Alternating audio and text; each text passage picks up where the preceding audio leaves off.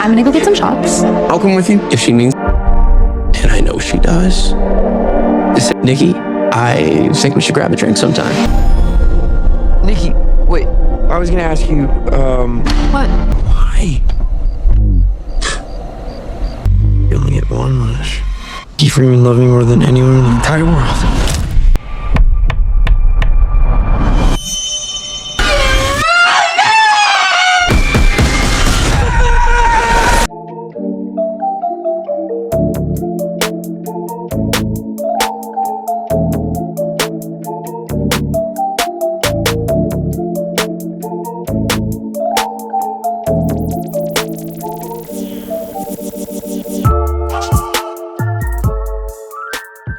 Love you so much. It's weird how you two are dating all of a sudden. Like super. I think Nikki is going through something. What kind of spells you put on her?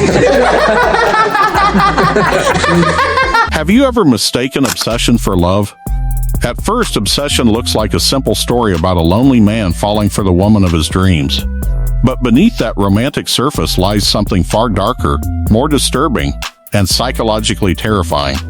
The deeper you look, the more the film reveals a nightmare about control, fantasy, emotional dependency, and the dangerous line between affection and possession.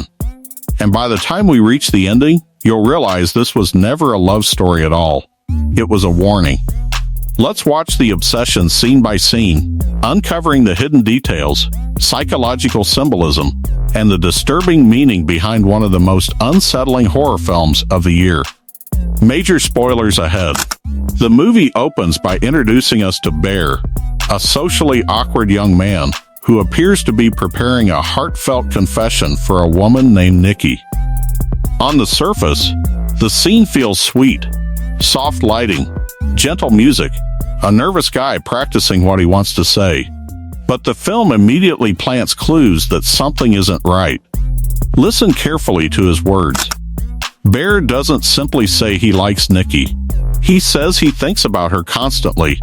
She's in every song he hears. She's in every thought he has. His entire emotional world revolves around her. What initially sounds romantic quickly becomes uncomfortable. Because healthy love allows room for individuality, obsession consumes it. This distinction becomes the foundation of the entire movie. Bear believes he's experiencing love. The film wants us to question whether he's actually experiencing emotional fixation. That difference changes everything. As the story progresses, we discover that Nikki is not his girlfriend. She's simply a coworker and friend. Meanwhile, Bear has spent months creating a fantasy version of her inside his own mind. A version that doesn't actually exist. And that's where the movie's psychological horror truly begins. One of the darkest themes in obsession is projection. Projection occurs when someone stops seeing a person for who they really are, and instead sees a version they've created in their imagination. Bear doesn't love Nikki. He loves the idea of Nikki, the fantasy, the possibility, the dream. Every interaction between them reveals this. Nikki behaves casually. She jokes with him. She treats him like a friend. Yet Bear interprets nearly every small gesture as evidence that she secretly feels the same way. This is an incredibly realistic portrayal of obsession. Obsessed individuals often convince themselves that ordinary interactions carry hidden meanings. A smile becomes affection. Kindness becomes attraction.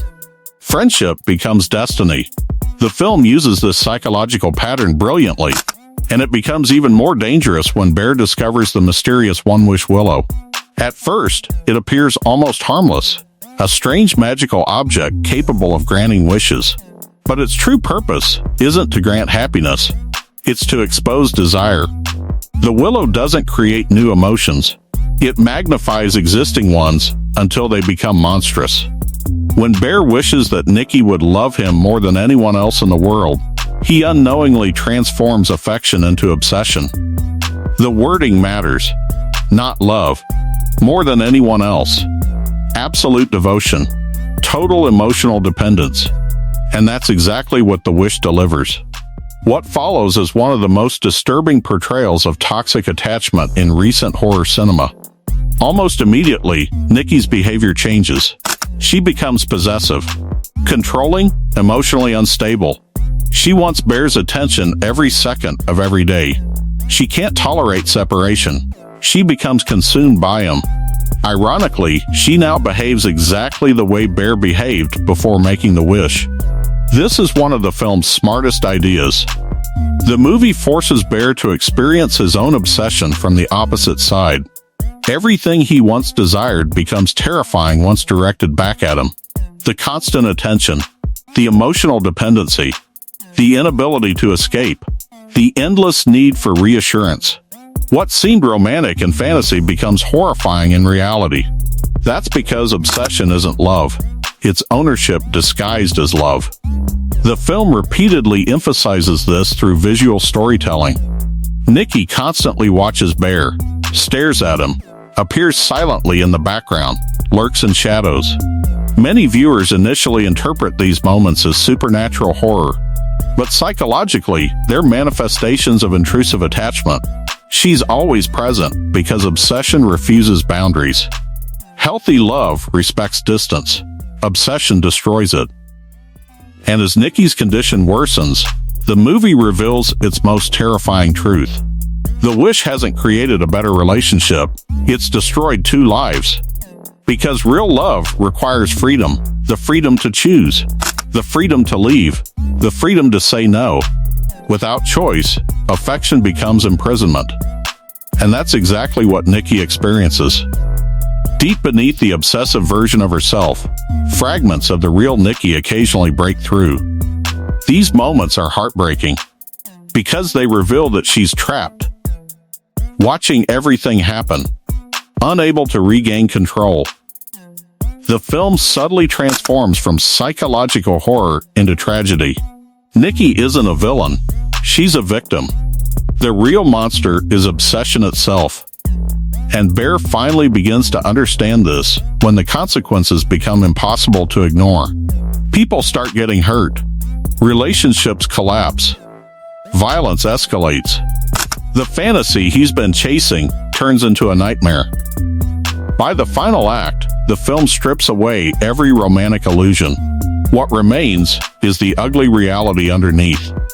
Possession, control, dependency, fear, desperation. All the emotions often mistaken for love.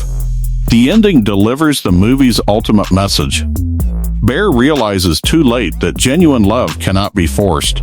It cannot be wished into existence. It cannot be demanded. And it certainly cannot survive when one person's identity becomes completely dependent on another. The tragedy is that he learns this lesson only after everything has already been destroyed. That's why the ending feels so devastating. It's not simply about death, it's about recognition.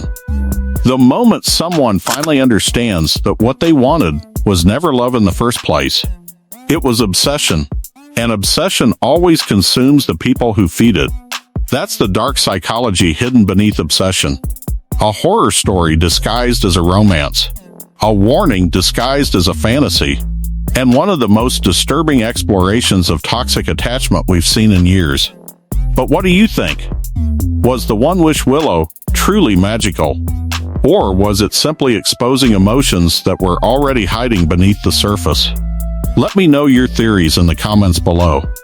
And if you enjoyed this breakdown, don't forget to like, subscribe, and turn on notifications for more deep dives into movies, hidden meanings, and psychological horror. Thanks for watching, and I'll see you in the next breakdown.